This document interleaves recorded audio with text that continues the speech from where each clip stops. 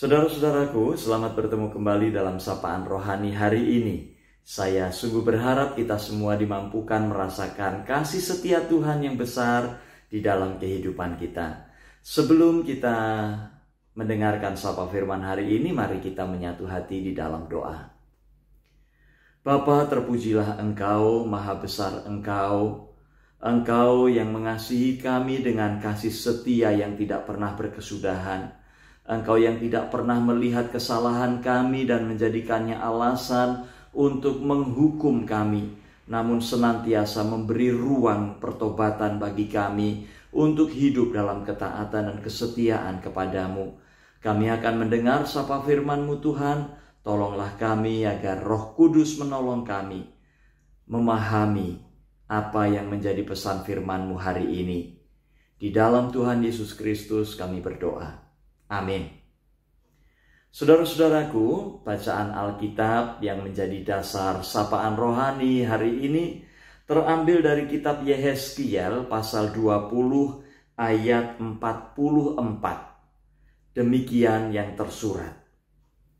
Dan kamu akan mengetahui bahwa akulah Tuhan pada masa aku, oleh karena namaku, tidak memperlakukan kamu selaras dengan tingkah lakumu yang jahat dan busuk, hai kaum Israel.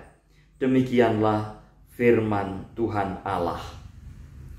Saudara-saudara, saya memberi judul sapaan rohani hari ini, Kasih Tuhan. Saudara, apa yang akan kita lakukan ketika kita melihat atau mengalami kejahatan dan kebusukan orang lain di dalam kehidupan kita? Tentu dan sangat mungkin kita akan meminta hukum ditegakkan, orang itu harus mendapatkan hukuman yang setimpal, bahkan mungkin seberat-beratnya. Saudara, sering di dalam kehidupan kita yang kita buka adalah ruang penghakiman dan penghukuman. Terlebih bagi orang-orang yang jahat dan busuk hatinya, apalagi jika itu dilakukan kepada kita. Namun firman Tuhan hari ini sungguh indah bagi kita. Jika kita membuka ruang penghakiman dan penghukuman, ternyata ruang itu bukan menjadi ruang Tuhan. Tuhan membuka ruang pengampunan. Tuhan membuka ruang refleksi bagi seseorang yang jahat dan busuk hatinya untuk menyadari kesalahan-kesalahannya dan mengambil sikap pertobatan di dalam hidupnya. Dan kamu akan mengetahui bahwa akulah Tuhan pada masa aku, oleh karena namaku, tidak memperlakukan kamu selaras dengan tingkah lakumu yang jahat dan busuk, hai kaum Israel. Demikianlah firman Tuhan. Saudara-saudara, Tuhan mengatakan, aku oleh karena namaku tidak memperlakukan kamu selaras dengan tingkah lakumu yang jahat dan busuk. Artinya, jika Tuhan bersikap mengambil sikap untuk selaras dengan tingkah laku yang jahat dan busuk, maka yang akan jatuh adalah penghukuman. Namun bukan itu yang Tuhan nyatakan.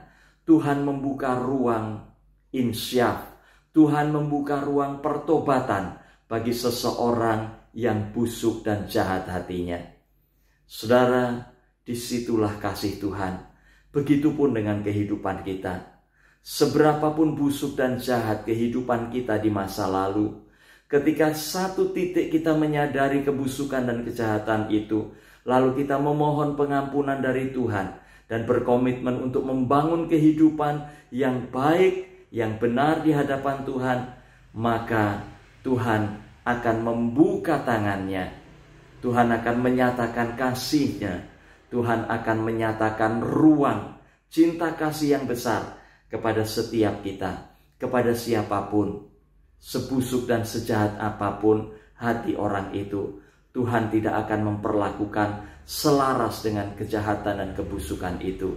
Saudara, mari kita memakai ruang yang Tuhan berikan kepada kita, bukan untuk semakin busuk dan jahat oleh karena kasih dan pengampunan yang Tuhan beri, namun kasih dan pengampunan yang Tuhan beri itu menjadi landasan pijak bagi kita untuk hidup dalam ketaatan dan kesetiaan kepadanya. Tuhan memberkati kita semua.